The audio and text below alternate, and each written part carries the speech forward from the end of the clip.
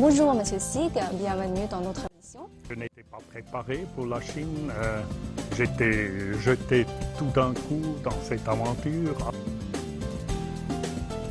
Des années 90, je voyais beaucoup de très bons artistes. Aujourd'hui, il y a un système de valorisation de marché et de valeurs artistiques.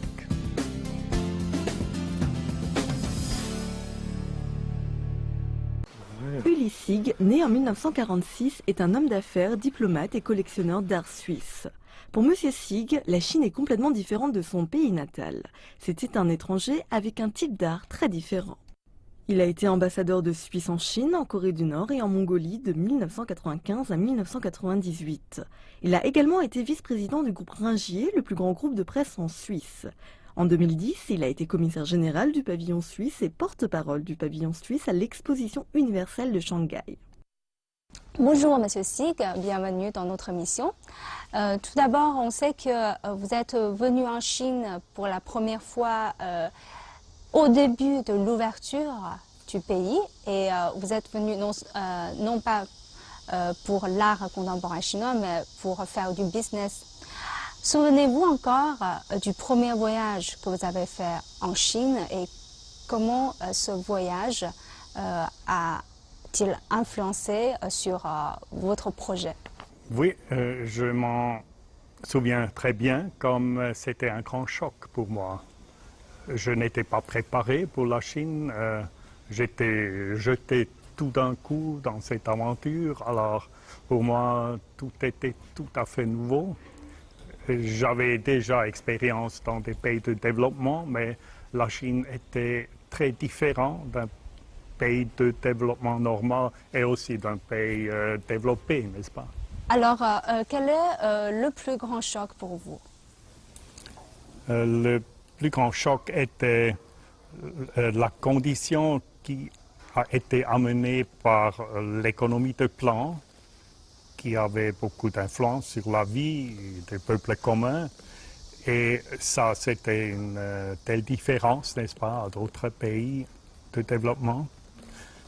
Mais je sentais que les conditions de vie quotidiennes étaient, disons, d'un pays de développement, mais la population n'était pas vraiment une population du pays de développement, c'était une population beaucoup plus avancée.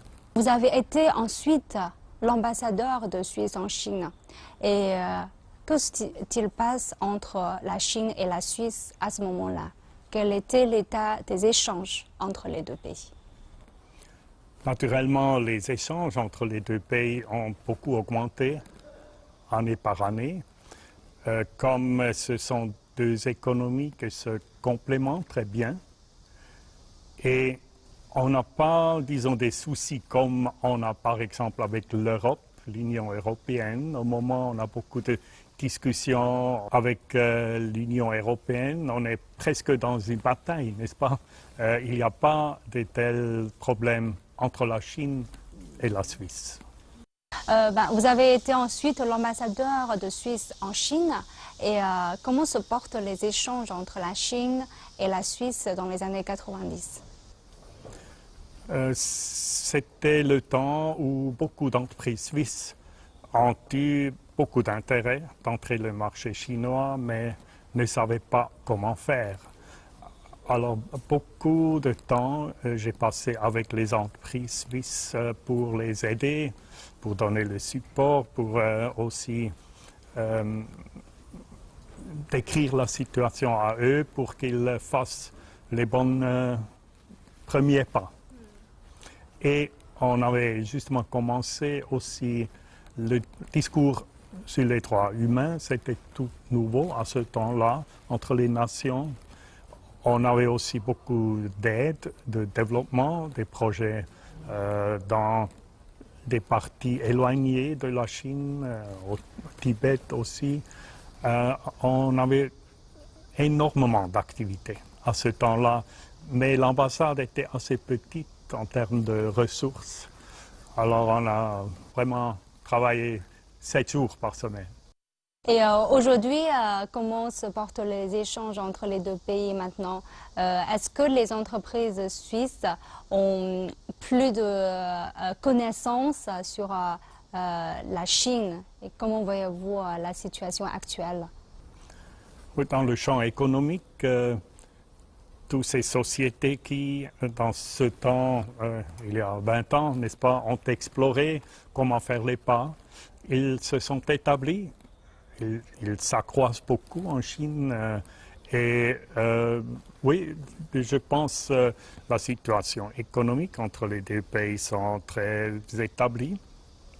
On voit que une entreprise chinoise, n'est-ce pas, fait la plus grande acquisition jamais faite d'une entreprise suisse, d'une entreprise chinoise en Suisse.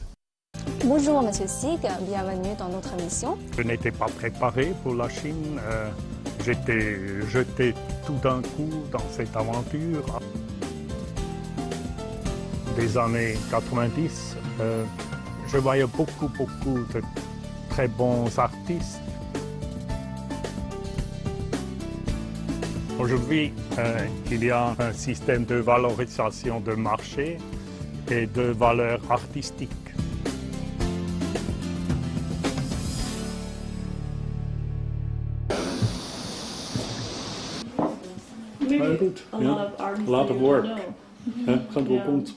Monsieur Sig est le plus grand collectionneur privé d'art contemporain chinois au monde.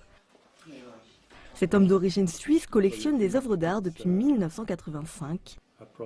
Et on dit de lui qu'il est le seul collectionneur à avoir été témoin du développement de l'histoire de l'art contemporain chinois. En 1997, il a lancé la cérémonie de récompense de l'art contemporain chinois. Parlons un peu de votre activité hors de votre vie professionnelle.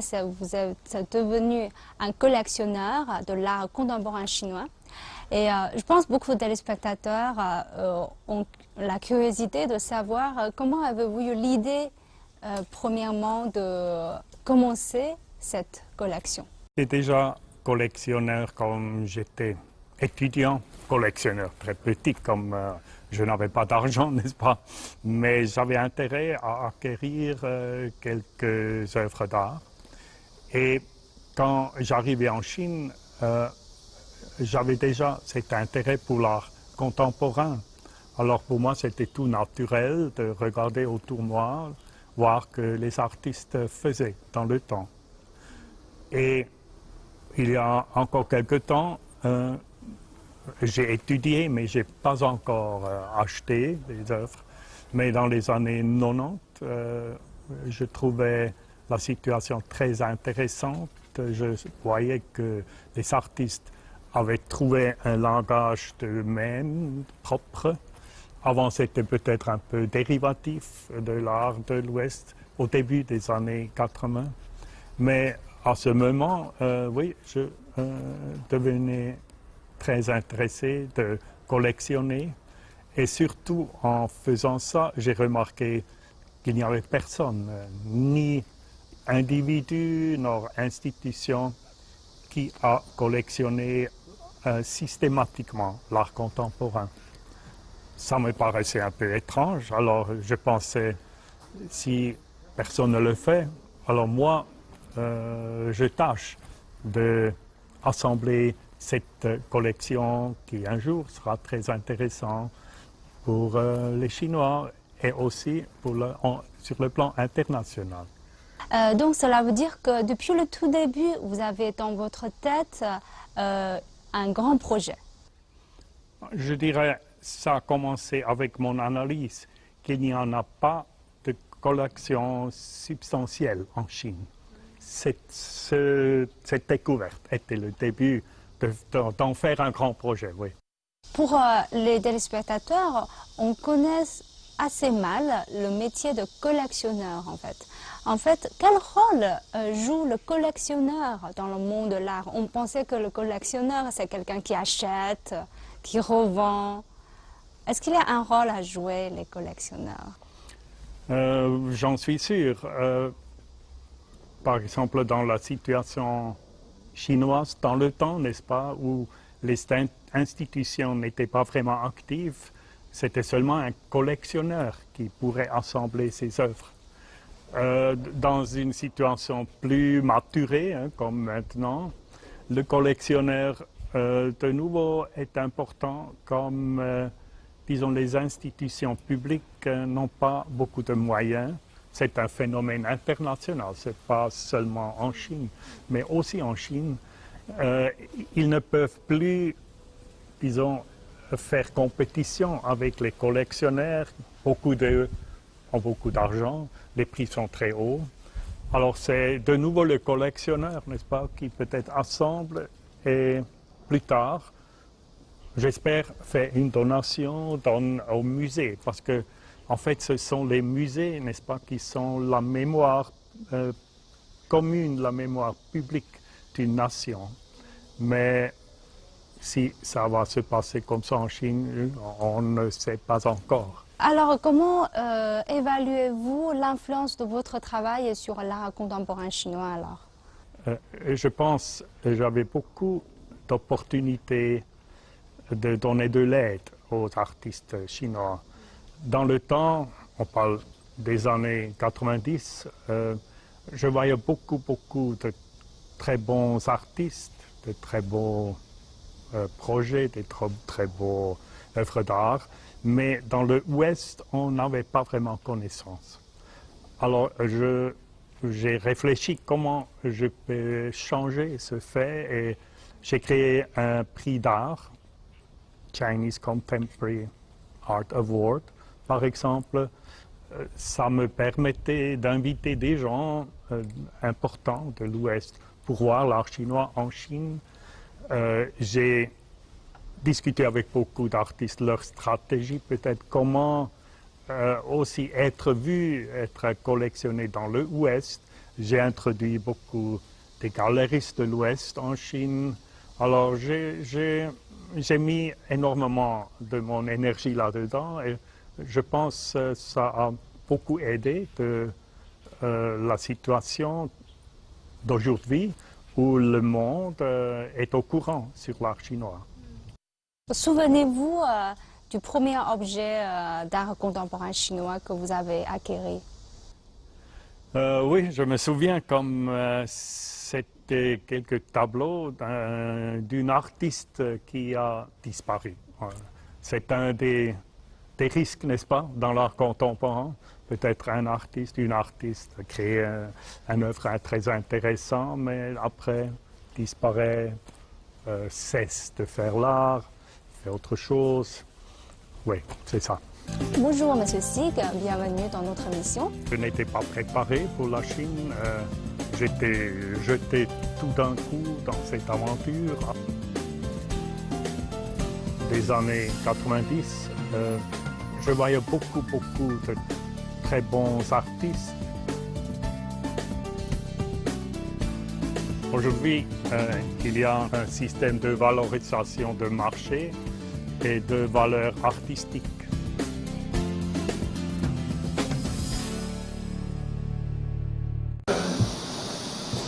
Ueli Sig adore rencontrer des artistes, se rendre à leurs ateliers afin de comprendre leur processus de création et les œuvres en cours de création. Jusqu'à aujourd'hui, c'est sa manière préférée d'acquérir des œuvres d'art. Beaucoup d'artistes connaissent depuis longtemps Monsieur Sig, ils ont bénéficié de son soutien et sont devenus au fil du temps d'importants représentants de l'art chinois. L'artiste chinois Shao Fan fait partie de l'un de ses nombreux amis artistes. Je me rappelle que je l'ai rencontré à Beijing lors de ma première exposition artistique à l'Académie centrale des beaux-arts de Chine en 1996. Il vient me voir à chaque fois qu'il vient en Chine et il comprend mon travail. Malgré la barrière de la langue, nous pouvons profondément communiquer l'essence du travail artistique. Il m'offre une nouvelle perspective culturelle très inspirante. Par exemple, il y a quelque temps, j'ai dessiné un lapin et il m'a demandé si cela représentait un empereur chinois de l'Antiquité. À ce moment-là, ça a été pour moi une source d'inspiration.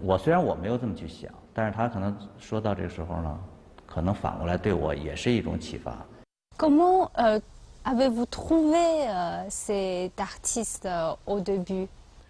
D'abord, j'avais quelques amis qui m'ont introduit à un artiste et Très tôt, n'est-ce pas, les artistes amenaient à un autre artiste, une autre artiste. Et à un moment, comme on s'est aperçu qu'il y a cet étrange Suisse qui achète beaucoup d'œuvres, les artistes eux-mêmes ont cherché. À vos yeux, ces artistes, comment vous les trouvez? Enfin, est-ce que vous avez des inattendus, des expériences qui vous a marqué quand vous avez fait ce genre de rencontre? Ça me laissait connaître une autre Chine. N'est-ce pas, les artistes dans le temps étaient très pauvres. Ils ont vécu dans des conditions très pauvres. Autrement, comme diplomate, même homme d'affaires, on n'a pas moyen de voir toutes ces situations particulières, n'est-ce pas? Alors, ça m'a énormément appris de la Chine. Ça m'a montré une autre Chine que j'ai autrement aurait vue. Je me souviens d'une anecdote qui m'est restée. J'ai visité un artiste dans le sud de la Chine. Lui, il travaillait avec les vers à soie. Il laissait les vers à soie faire des objets. Par exemple, à ce temps-là, il avait une invitation pour une grande exposition internationale. C'était un grand succès pour lui. Mais cette exposition commençait au mois de juin. Et il devait produire, ou les vers à soie devaient produire pour lui un vêtement, pour un modèle. Alors, j'y arrivais, c'était le mois d'avril, et il avait loué une halle qu'il a échauffée pour que les vers à soie commencent à travailler plus d'un mois avant que normal. Il avait même emballé un produit, les feuilles que les vers à soie mangent, parce qu'eux aussi, n'est-ce pas, ils devaient être mis en avance un mois, et il a échauffé quelques arbres aussi pour tout ça, n'est-ce pas, pour battre la nature un mois. Alors, je trouvais que c'était quand même un exemple extrême, n'est-ce pas, de la innovation chinoise qui existe dans l'art contemporain. Quels sont vos critères de collection? Parce qu'il y a des gens qui collectionnent pour des investissements. Donc, quand ils font des collections, ils vont voir est-ce que ça va revendre à un prix élevé. Donc, quels sont vos critères de collection? Comment jugez-vous de la valeur d'un objet d'art? Aujourd'hui, il y a, n'est-ce pas, un système de valorisation de marché et de valeur artistique. Les deux sont très complexes et parfois ils sont en conflit. Et à moi, je m'intéresse du valeur artistique. Mon concept de ma collection était de faire une collection encyclopédique pour démontrer, pour miroir, la situation de création de l'art en Chine. Alors, tout en largeur, toute la profondeur, tous les médias. Plutôt comme critère si une œuvre d'art a sa place dans un tel concept. Le collectionneur privé peut-être a d'autres moyens à juger, surtout son propre goût. Pour moi, mon propre goût n'est pas très important dans ce processus. C'est plutôt la place qu'un artiste ou qu'une œuvre d'art a dans cette situation de l'art contemporain. Donc cela veut dire que vous choisissez un objet parce que cet objet, cet artiste reflète une situation sociale? Exactement, parce que cette œuvre reflète quelque chose qui est d'intérêt pour un artiste à un certain point de temps. Alors là, il y aura un place. Donc c'est pourquoi votre collection, on est qualifiée comme systématique. Oui, c'est plutôt institutionnel. C'est comme une institution devrait collectionner. Alors, comme vous avez expliqué que vous choisissez les objets d'art surtout comme leur valeur sociale un peu, hein, vous avez témoigné vraiment l'évolution de la Chine pendant aussi longtemps et que dans votre collection, vous aussi, les objets d'art que vous avez collectionnés vous aident aussi à comprendre une autre Chine, comme vous avez expliqué. Et comment la Chine a évolué, selon vous, tous ces derniers temps? C'est un procès très complexe qui a commencé aussi avec la politique de la porte ouverte. C'était aussi, disons, ça a ouvert la production d'art contemporain en Chine. D'abord, les moyens étaient très simples, n'est-ce pas? Les artistes faisaient des tableaux assez petits parce qu'il était dans des chambres petites, n'est-ce pas? Les conditions de production étaient simples. Et peu à peu, n'est-ce pas, ils ont appris les médias qu'on a déjà employés dans l'Ouest. Dans les années 90, ils commençaient à acheter un computer, peut-être des caméras, n'est-ce pas? Alors, ils ont été exposés aussi au développement en dehors de la Chine. Ils ont beaucoup appris, ils ont beaucoup vu, ils commençaient à voyager. Alors, toute cette situation se reflétait en l'art et peut-être plus important que cette question technique, c'était la situation sociale qui était toujours vue par l'artiste, représentée par l'artiste dans leur propre opinion, n'est-ce pas? Assez subjectif, mais si vous voyez la collection, par exemple, si vous suivez l'axe de temps, vous avez un miroir, je dirais, extrêmement complet de la situation et le développement de la Chine. Naturellement, on pourrait lire des milliers de pages, n'est-ce pas, des descriptions, des textes, des analyses de l'histoire, mais je trouve que toutes ces images vous donnent une beaucoup plus intense impression de ce qui se passait en Chine. Est-ce qu'il y a des objets d'art qui vous a plus remarqué que les autres? J'ai vu dans les reportages, vous montrez souvent aux gens un objet d'art avec un lapin, un rabbit. Quand vous avez décrit que vous allez trouver des miroirs du développement de la Chine, est-ce qu'il y a des objets d'art que vous pouvez énumérer comme « Ah, je vois cela pour représenter une telle époque ». Est-ce qu'il y a des grandes œuvres que vous avez en tête? Par exemple, ce lapin que vous en avez parlé, je trouve intéressant parce que sur la même surface, n'est-ce pas, il y a une image de tradition, comme ce lapin qui a été mis par Bouddha dans la lune. Et la technique, c'est la technique de la peinture à l'huile qui vient de l'Ouest.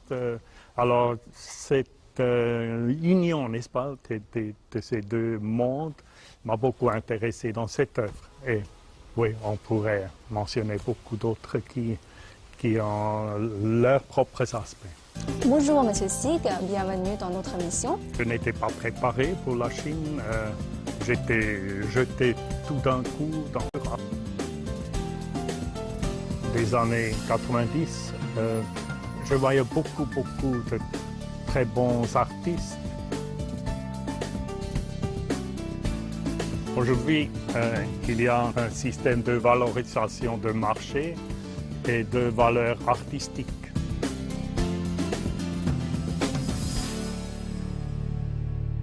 Comment voyez-vous aujourd'hui les échanges entre la Chine et la Suisse, et surtout le rôle des échanges culturels dans cette relation bilatérale?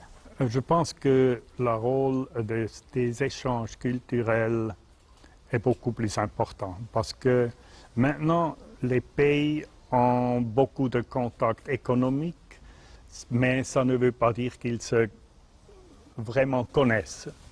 Et c'est surtout les échanges de la culture qui vont aider la compréhension mutuelle. Et c'est très important que ce ne se passe seulement sur l'archéologie, sur les objets anciens, n'est-ce pas, qui naturellement sont fantastiques, mais c'est d'un temps qui est déjà passé. Mais que ça se passe par l'art contemporain, par les choses contemporaines, pour que les Suisses peuvent comprendre beaucoup mieux la Chine d'aujourd'hui. J'ai vu avant un reportage sur la Suisse, en fait, les entreprises suisses. Et on définit un peu, il y a des caractéristiques particulières aux entrepreneurs suisses, comme je me souviens, il y a modeste et innovante. Et avez-vous en tête, est-ce qu'il y a une caractéristique chinoise? Je voudrais savoir, après tout ce temps, vous pouvez...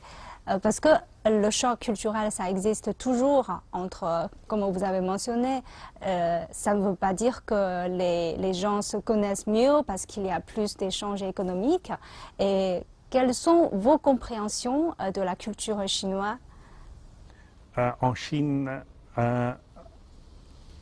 il y en a tout, il y en a le contraire de tout. Je ne connais pas d'autres pays, on pourrait dire ça. Et, disons, de la manière, n'est-ce pas, comment se font les choses, c'est encore, disons, assez chaotique, peut-être, d'un chaos créatif. Mais à la fin du processus que j'ai décrit maintenant, il y aura un résultat. Il y aura un résultat précis, propre. Alors pour moi, ça, disons, représente beaucoup de la Chine. Ça veut dire qu'il ne faut pas avoir vraiment de prévisions précises. Il faut comme ce que Deng Xiaoping a dit, traverser la rivière en touchant les pierres. Oui, aussi, mais je dirais, on doit être très déterminé sur le but. Très déterminé sur le but. Autrement, dans cette situation changeante, chaotique, n'est-ce pas, on oublie le but et on arrivera à un autre but. Je parle maintenant de point de vue d'un étranger en Chine. Alors, il faut être très déterminé concernant le but, mais la voie pour y arriver, n'est-ce pas, trop étroite sur cette stratégie, n'est-ce pas, comment y arriver, on ne gagnera jamais. On doit être prêt à aller peut-être là, ça ne va pas, on va comme ça. Et ce n'est pas nécessairement le naturel suisse. Ouais. Alors, quel est finalement votre but? Avez-vous un but maintenant? Avez-vous des projets d'avenir? Quel est votre but alors? Le point final de mes analyses, même de ma collection d'art, c'est la connaissance et la recherche sur la Chine. Et ma vie ne sera pas assez pour accomplir, n'est-ce pas, ce but de rechercher la Chine. Alors, il y a encore beaucoup d'espace à couvrir. Il y a toutes sortes de possibilités? Oui, mais par exemple, l'art contemporain est un bon exercice dans ce sens, n'est-ce pas? Mais il y a tellement à rechercher, c'est ça ce que je veux dire, qu'une vie humaine n'est pas assez. Recherche de la Chine. Alors, je vous remercie, M. Sik, d'avoir partagé votre expérience très intéressante avec nos téléspectateurs. Je vous remercie. De rien.